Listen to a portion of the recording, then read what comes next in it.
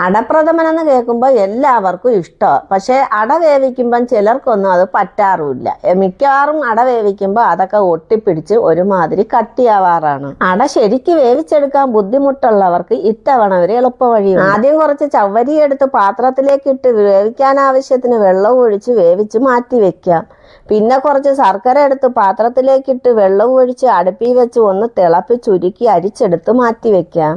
ചവ്വരിയും വേവിച്ചെടുത്ത് ശർക്കരയും ഉരുക്കി അരിച്ചെടുത്ത് പാലും റെഡിയാക്കി വെച്ചിട്ടുണ്ട്. അടയ്ക്ക് പകരം നമ്മൾ മക്രോണി എടുത്തിട്ടുണ്ട്. നമ്മളിപ്പോ ഈ പായസം തയ്യാറാക്കുന്ന മക്രോണി വെച്ചാണ്. അട വേവിക്കണമെങ്കിൽ 20 മിനിറ്റ് വേണം. മക്രോണി വേവിക്കാൻ വെറും 5 മിനിറ്റ് മതി. ഒട്ടിപ്പിടിക്കുമെന്നുള്ള പേടിയും വേണ്ട. അങ്ങനെ നമ്മൾ അത് തയ്യാറാക്കാനായിട്ടൊരു പാത്രം എടുത്തിട്ടുണ്ട്. ആ പാത്രം ഒന്ന് ചൂടായി വന്നപ്പോഴത്തേക്ക് നെയ്യ് ചേർത്ത് കൊടുക്കാം.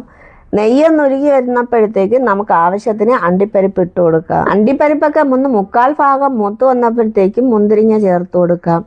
മുന്തിരിങ്ങ അണ്ടിപ്പരിപ്പ് എല്ലാം ഒന്ന് മൂത്ത് വന്നിട്ടുണ്ട്. ഇനി നമുക്കിതൊന്നും വേറൊരു പാത്രത്തിലേക്ക് കോരി മാറ്റി വെക്കാം. ഇനി നമ്മൾ മറ്റ് നെയ്യൊന്നും ചേർക്കുന്നില്ല. ഇതാ പാത്രത്തിൽ തന്നെ കുറച്ച് ബാക്കി നെയ്യുണ്ട്. അതിലേക്ക് നമ്മൾ മക്രോണി തട്ടിയിട്ട് ഒന്ന് ഇളക്കി ഒന്ന് വറുത്തെടുക്കാം. അടയൊക്കെ വേവിക്കാനാണെങ്കിൽ എന്തോ ഒരു ബുദ്ധിമുട്ടാണ്. അത് തിളപ്പിച്ച് അത് അഴിച്ചൊഴിച്ച് പിന്നെ തണുത്ത വെള്ളം ആക്കി.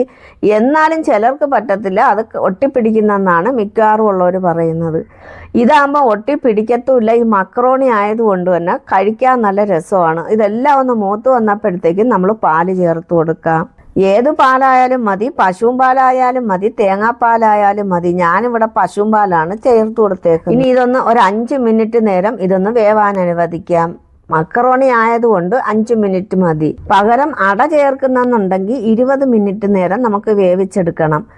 എങ്കിലും എനിക്ക് തോന്നുന്ന അടയേക്കാളും നല്ലത് ഈ മക്രോണിയാണ്. ഇതൊക്കെ കഴിക്കുമ്പോഴത്തേക്ക് വായിലിട്ട് ഈ പായസമാക്കി കഴിക്കുമ്പോഴത്തേക്ക് ഒരു പ്രത്യേക രസമാണ്. ഇനി നമുക്ക് വേവിച്ച് വെച്ചിരിക്കുന്ന ചവ്വരി ചേർത്ത് കൊടുക്കാം. ഒരു 200 ഗ്രാം ചവ്വരി പശ കളഞ്ഞിട്ടാണ് ഞാൻ ഇതിൽ ചേർത്ത് കൊടുത്തേക്കുന്നത്. പശ കളയാത്തയാണെങ്കിൽ ഇതിന്റെ പകുതി ഭാഗം മതിയാവും. അങ്ങനെ അട വേവിച്ചിട്ട് ശരിയാവുന്നില്ല എന്ന് പറയുന്നവരുടെ പരിഹാരമായി ഇനി ഒരു പരാതിയും കൂടെ ബാക്കിയുണ്ട്. പ്രഥമൻ കാച്ചുമ്പം ശർക്കര ഒഴിച്ച് കഴിയുമ്പം ഈ പ്രഥമന് പാല് പിരിയുന്ന കണക്ക് ഒരുമാതിരി പിരിപിരാവുമെന്നാണ് അടുത്ത പരാതി. അതിനുമുണ്ട് പരിഹാരം. അത് നമ്മൾ ചെയ്യുന്നത് ശർക്കര ഒഴിച്ചു കൊടുക്കുമ്പം എളുപ്പം എടുത്ത് ചടപടാന്ന് ഒഴിച്ചു കൊടുക്കരുത്. അങ്ങനെ ഒഴിച്ചു കൊടുക്കുമ്പോഴാണ് പാലും ശർക്കരയും കൂടെ ആകുമ്പം ഒരുമിച്ചാകുമ്പം പെട്ടെന്ന് പിഴിഞ്ഞു പോണത്.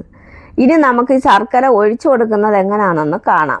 ഒരു കൈ വെച്ച് നമ്മൾ കുറേശ്ശെ ഒഴിച്ചു കൊടുത്തിട്ട് കുറേശ്ശെ ഇളക്കി കൊടുക്കണം. അങ്ങനെ കുറേശ്ശെ ഒഴിച്ചു കൊടുക്കുമ്പം ഈ പാലും ശർക്കരയും കൂടെ പിരിഞ്ഞു പോകത്തില്ല. ഇനി ശർക്കരയ്ക്ക് പകരം നമുക്ക് പഞ്ചസാര ഇട്ടും ഇതുപോലെ ചെയ്തെടുക്കാവുന്നതാണ്. ഇനി ഇതിലേക്ക് മധുരം ഒന്ന് ബാലൻസ് ചെയ്യാൻ ഒരു നുള്ളു ഉപ്പും കൂടെ ചേർത്ത് കൊടുക്കാം. ഇനി ഇതിലേക്ക് ഏലക്കാപ്പൊടി ചേർത്ത് കൊടുക്കാം. തീ ഓഫ് ചെയ്ത് കൊടുക്കുക. ഇനി നമുക്ക് കുറച്ച് മിൽക്ക് മേഡും കൂടെ ചേർത്ത് കൊടുക്കാം. മിൽക്ക് മേഡൊക്കെ നമ്മുടെ താല്പര്യത്തിനനുസരിച്ചൊക്കെ ചേർത്ത് കൊടുക്കാം. മിൽക്ക് മേഡ് ഒഴിച്ചു കൊടുത്തില്ലെങ്കിലും കുഴപ്പമില്ല. നമ്മൾ തേങ്ങാപ്പാലിലാണെങ്കിൽ മിൽക്ക് മേഡ് ഒഴിച്ചു കൊടുത്തില്ലെങ്കിലും കുഴപ്പമില്ലായിരുന്നു. നമ്മൾ പശുവും പാലിൽ ചെയ്യുമ്പം തീർച്ചയായിട്ടും നമ്മൾ ഇച്ചിരി മിൽക്ക് മേഡ് ചേർത്ത് കൊടുക്കുന്നത് നല്ലതാണ്. ഇനി ഇതിലേക്ക് നേരത്തെ നമ്മൾ വറുത്ത് വെച്ചിരിക്കുന്ന അണ്ടിപ്പരിപ്പ് മുന്തിരിങ്ങയും ചേർത്ത് കൊടുക്കാം. അടയില്ലാതെ മക്രോണി വെച്ച് നല്ല അടപ്രഥമൻ തന്നെ നമ്മൾ കാച്ചി എടുത്തിട്ടുണ്ട്. അടപ്രഥമൻ കാച്ചി കുടിക്കുന്നതിനേക്കാളും നല്ല പെർഫെക്റ്റ് ആയിട്ട് നമുക്കിത് ഈ മക്രോണി ഉണ്ടെങ്കിൽ തയ്യാറാക്കാൻ പറ്റും. എല്ലാവരും തയ്യാറാക്കി നോക്കണം.